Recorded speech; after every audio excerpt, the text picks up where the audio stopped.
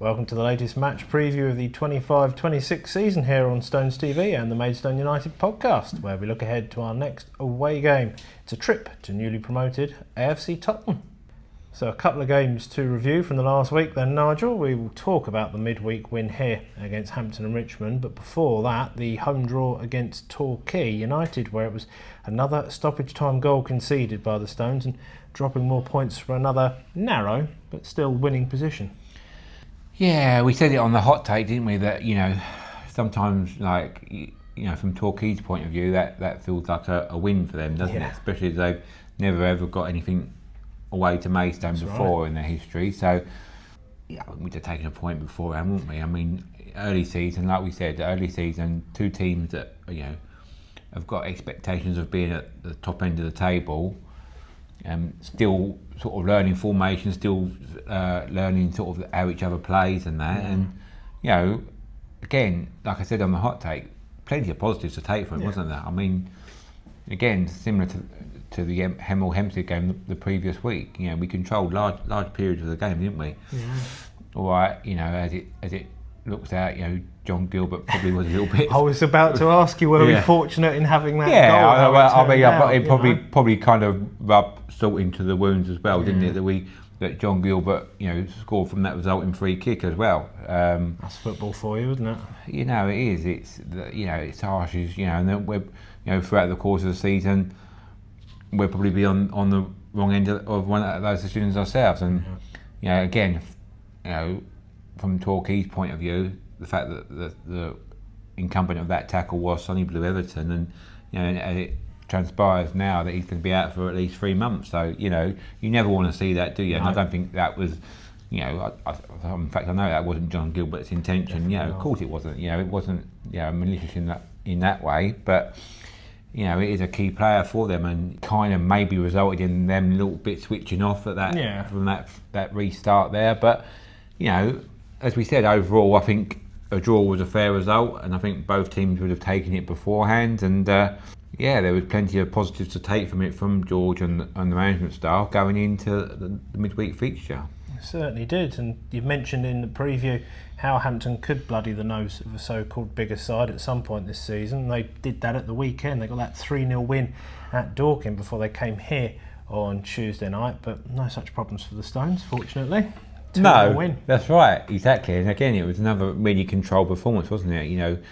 Of course, obviously we've got to mention as well that Nathan Harness went off with concussion against the Torquay game, so Lenny Holden made his debut sort of start, didn't he, from the start, and he looked quite composed. I mean, again, it's one of those similar situations as, we know Lenny's an up-and-coming keeper, but he's never, started a game before. At that level, definitely. Definitely at this level. And, when there's 3 points on the line in front of like an expectant crowd as well, under the lights, it can be quite daunting, but he coped with it quite well. But what I was going to say is it's kind of like when you go down to 10 men, isn't it? It kind of gets that resolve going. So the defence, you could see that they're overplaying it, but they were obviously conscious of trying to protect him. He made a few decent saves as well. He didn't look like a rabbit in the headlights, which is obviously what you want from your goalkeeper, don't you? So that's going to obviously give him confidence going forward, isn't it? And definitely. To get the first clean sheet of the season, and Lenny's the one that's got that. It's a good positive to go forward. And then I guess, talking about the goal. Dion Moore's first goal, lovely header. It was so good. It was, it wasn't about the pattern. That's what you want from your strikers, isn't it? And he said in his interview afterwards, which I think was a really good interview that he did with Ben afterwards. It's about being in the right place at the right time, and that's literally, he's never played in that number 9 position before, which quite surprised me really.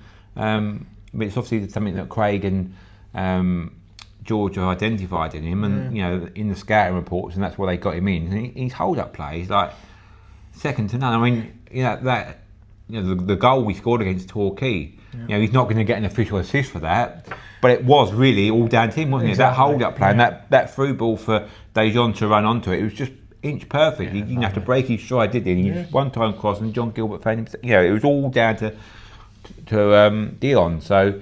yeah, he really deserved that goal. And he didn't go for power like most people in that position. Just go for the power, don't they? But he just sort of like he had to sort of crane his neck and just cushion it back to where it came from.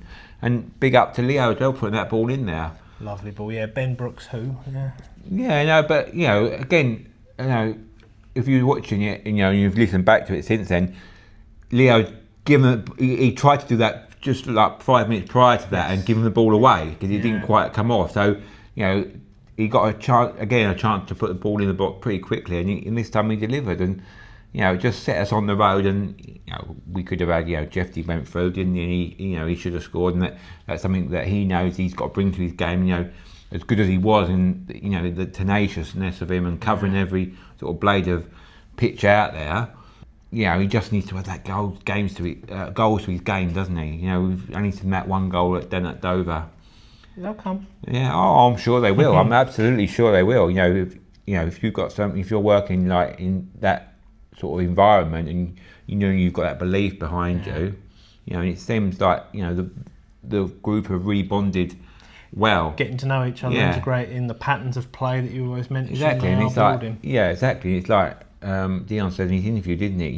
He was the one that was being the mature, the calm head, and just saying, look, and they're all sort of bigging each other up. If you miss one chance, Gilbert missing the penalty, it wasn't the greatest penalty in the world, let's be honest, but they didn't let that affect him. Do you know what I mean? And and all good teams do that, don't they? Yeah, and he obviously got the assist for the second for the own goal as well, so it didn't really affect him as much as it could have. No, it did at times during that first half, I think, but I think the slate was wiped clean at half. Yeah, of course it was, and that's what you want from your team. You can't be carrying baggage like that. It's a long season, and it was just a good all-round performance, and again, just another block in that sort of pavement on the way to glory, hopefully. On the Amber Brick Road.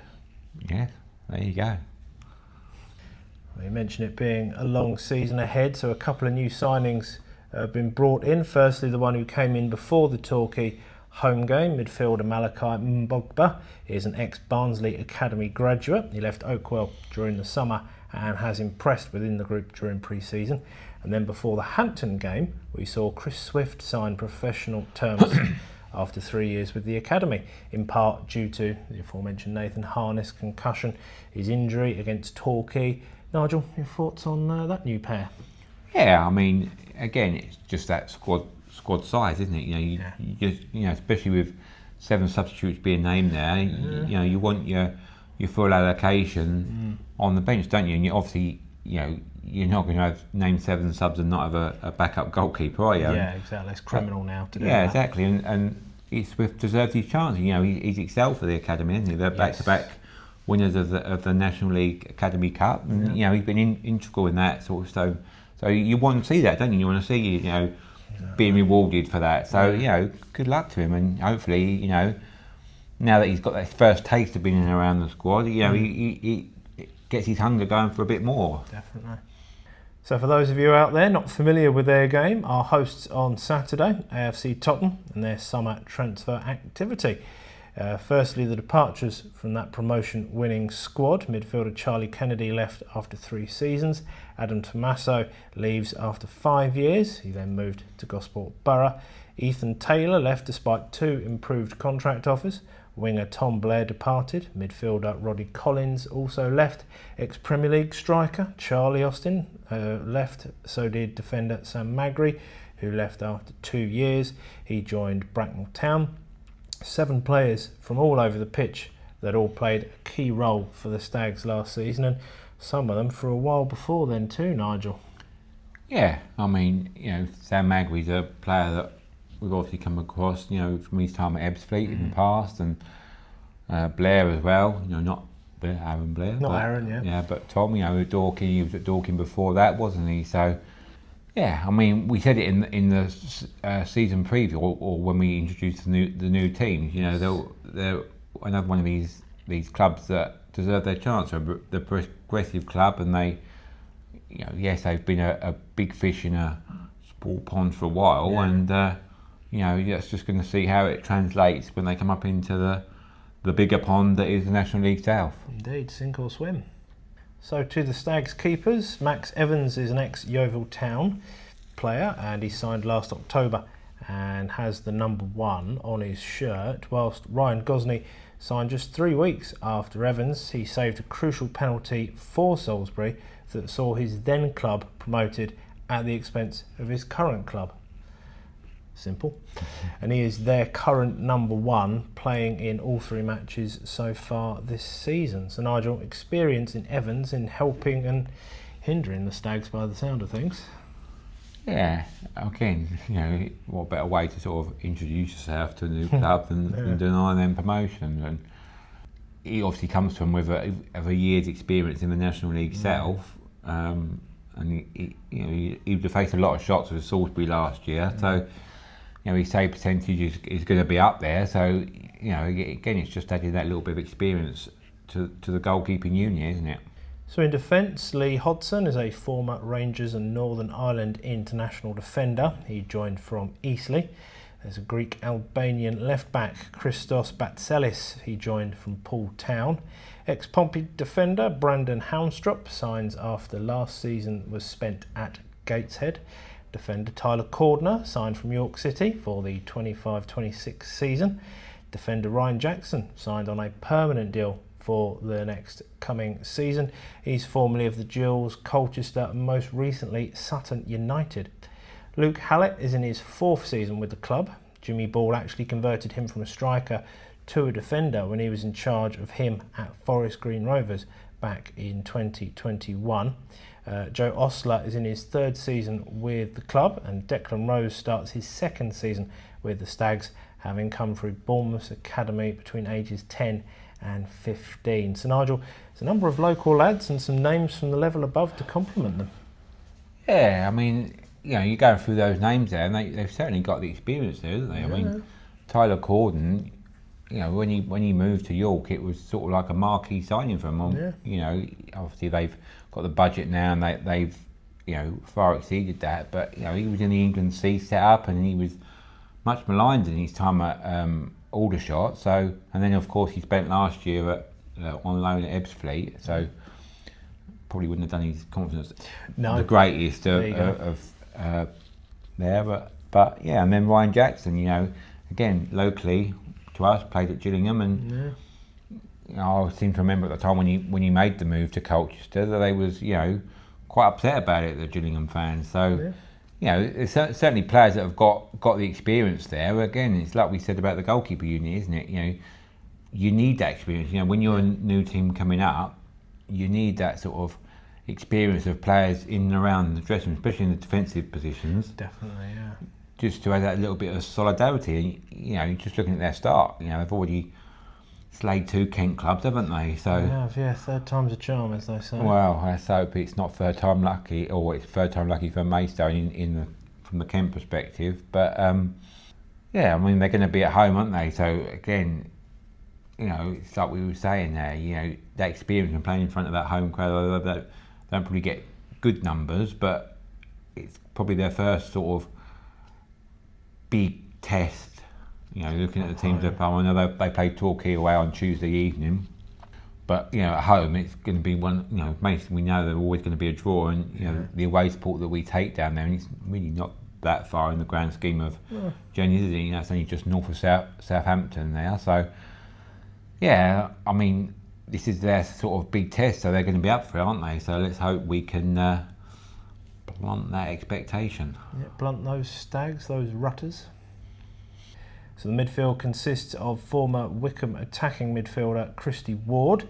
Winger Ralph Vigras signed on a season-long loan from the Daggers. Winger Ash Clark returns also on loan from AFC Bournemouth. Mike Carter is starting his 4th season with AFC Totton. He won the FA Vase with Sholing back in 2014.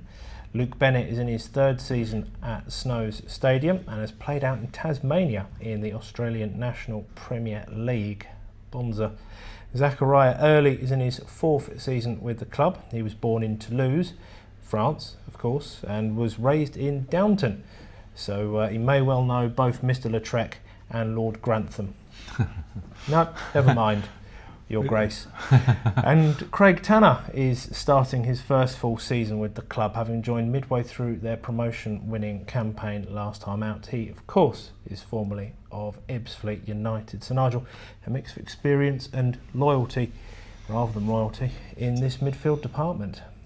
Yeah, and by the sounds of it, they've had some well-travelled players there. Very well travelled. Yeah, they've got the air miles in. Yeah, exactly. But you know, that's your heartbeat of the team, isn't it? And again, Tanner's another name that's familiar to a lot of sort of fans for this level. You know, played at Aldershot as well before Ebbsfleet, so I think he was probably there at the same time that George was at Aldershot. So again, it's somebody that, you know, is familiar to our setup, and you know, hopefully we can get those plans in place to sort of get the better of them, because obviously that's where your midfield is your heartbeat, isn't it? So you, as I always say, you know, win them battles in midfield and you win the war, don't you? So you know, hopefully we can do that on Saturday. Yeah, fingers crossed.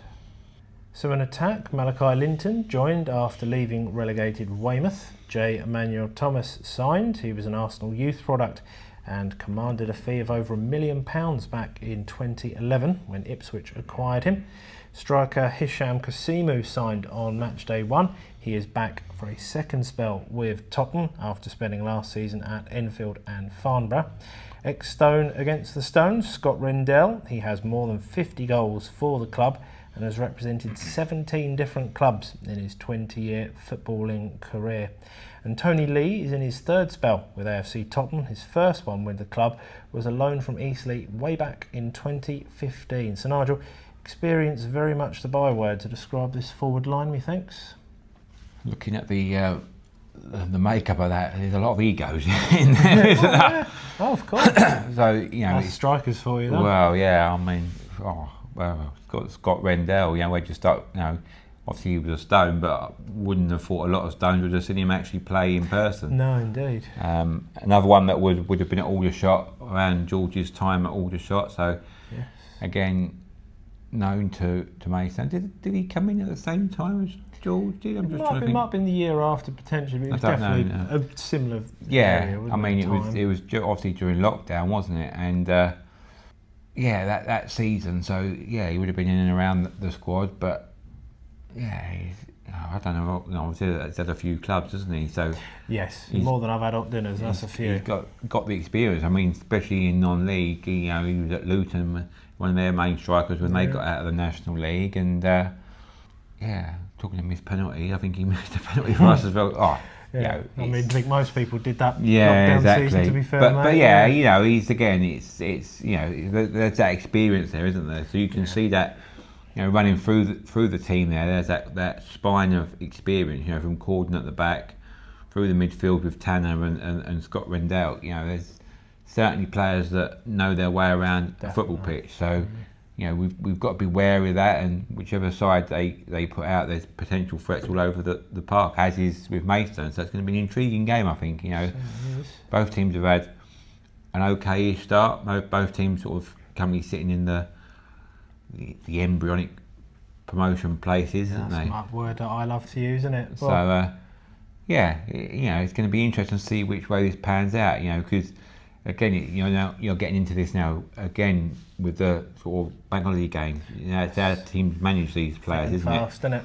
You know, with us having a big game against Chelmsford upcoming on Monday. I wish it was Tuesday. Yeah, Monday afternoon here at the Gallagher. It's going to be managing that squad, isn't it? And seeing what players need the rest and what players need the minutes, and as it is for both sides. So, you know, it's going to be an interesting game, I think. It will be.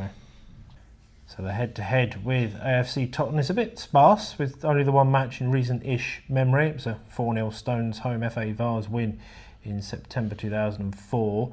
So in terms of more recent form, AFC Totton won promotion from the Southern League Premier South. They beat Gloucester City 1-0 in the playoff final last season. Their pre-season fixtures included home games against Southampton, which makes sense. Petrol's cheaper that way. Oxford United and the already aforementioned Aldershot Town as well. They got 6 wins and 1 defeat in those games. They scored 11 and only conceded 4. In the league, they have played those 3 games so far. Trips to Dover and Torquay garnered 3 out of 6 points, and they played their first home game at this level against Tunbridge Angels last Saturday, and they ran out comfortable 3-0 winners. Nigel, how do you rate their chances this season? It's nearly always difficult for newly promoted sides to make an impact, but they've hit the ground running, to be fair. Yeah, I mean, we said it again in the preview, didn't we? You know, there's going to be one of these promoted sides that, you know, just that momentum carried them in this early season form, isn't it? Used to winning. Yeah, exactly. That's it. And it's just that the test for them will become when they, get into the middle of, the dark nights on Tuesday. Yes. In a Tuesday down at Chippenham, as Fred always says, isn't it? They're the archetypal sort of like, are you going to turn up when it's, everything's against you and you've got injuries, and that's going to be the key. Yeah. And sometimes you say it's better to play these teams after the first dozen or so games, isn't it? So I remember Taunton a few years ago when they first come up. I think it was down here at the Gallagher, wasn't it? They got a result down here on the Bank Holiday Monday and actually topped the table at that early stage. But it did prove to be a long season for them, and they did eventually get relegated. So it's going to be interesting, isn't it, to see how they do go. But as I said, it's one of those games that's quite intriguing at an early season game to see which way it sort of goes. Yeah. So remember, if you can't make it to the game on Saturday, be sure to tune in to Fred and myself from 2:40 on Stones Live. You'll see us on the hot take and then hear us on the highlights once they go on 9. Well, AFC Totton have certainly enjoyed their start to life in National League South, and their first 2 wins, as Nigel's already mentioned, have been against Kent sides. Can they make it a hat-trick on Saturday? The Stones will certainly want to keep their own unbeaten run going down in Hampshire. Our thanks to you all out there, as ever, for watching or listening to the latest preview. Like and subscribe on YouTube and wherever you get your podcasts. Just search for the Maidstone United podcast. See or hear you for our next preview ahead of the latest home league game of the season. This one on the Bank Holiday Monday. It's less than 48 hours after the Tottenham game. And it's against Chelmsford, of course. And as always, come on, you Stones!